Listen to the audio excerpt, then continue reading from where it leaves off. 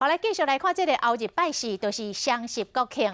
今年的国庆宴会伫屏东，屏东县政府的估计，东港会来大约20万人，至少会带来2亿6千万的经济效益。讲这个小琉球国庆连假的这个房间，拢就要封订了咯。啊，屏东嘛当咧举办设计展览会，会当感受到正新奇的这个科技。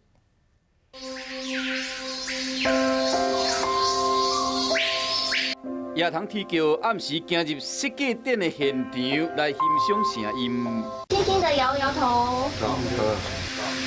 对屏东县长潘明安来体验内面的科技，10月20进前来去屏东一定爱来吃。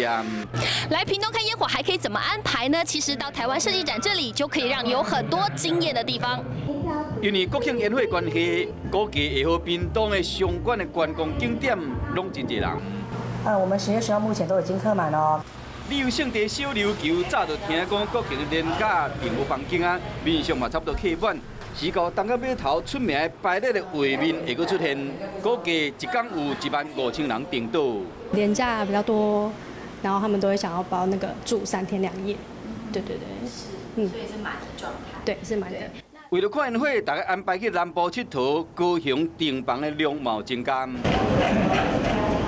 新曲港上款的民俗、老厝改建的特色建筑，搭配美食料理，少年人甲散客真介意。